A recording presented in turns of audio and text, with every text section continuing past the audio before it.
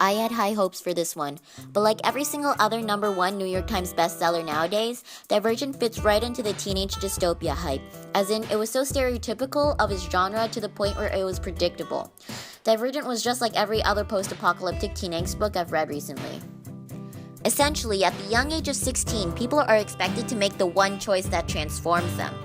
The city of Chicago is divided up into 5 factions, each with their own personality trait that they favor. Now, these teenagers must choose which faction they belong to, but people don't fit into black and white boxes now. They never have before, and there's no reason to ever believe that people will, but that's the entire point of the story.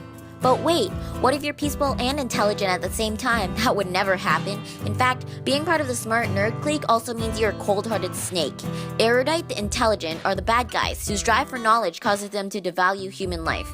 The author chooses to state to her readers that being smart is a bad thing. Like, what is she trying to say here? That it's better to be stupid as long as you know how to jump off a train? It's probably better off to be factionless, where at least you know you're a normal human being. More than half the population is probably factionless. They do your normal everyday jobs, but some people would rather die. So for such an oppressed group of people, why does it seem like nobody's actually oppressing them? If they fail initiation, do they just voluntarily exile themselves to the streets? Are we supposed to believe that they never organize a protest for rights? The abnegation spends so much of their time providing charity to the factionless, which is supposedly a sign of virtue. But as the ruling faction, abnegation is responsible for maintaining this two-class system to begin with.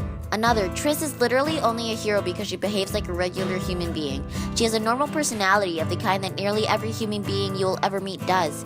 People having multiple traits in their personality does not make them special and divergent. It's normal people acting in real life, and this book does not convince me that we have been transformed into single personality robots. A bonus feature about Triss is that while Roth is constantly stating how selfish she is also one of the most unforgiving, arrogant, and self-obsessed people in the entire series. In one instance, Triss is throwing herself a tear-filled pity party, but when she hears the bigger, tougher-looking guy in the bunk above her begin to sniffle, she is disgusted, and I quote, "Someone who looks so strong shouldn't act so weak." She is the reason why a guy committed suicide. There are also a lot of technical details and plot holes that don't even make sense.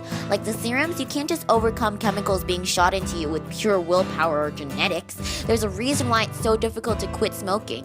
Also, stealing a hard drive containing the entire simulation from Dauntless headquarters, a piece of software like that almost certainly would never exist without backups.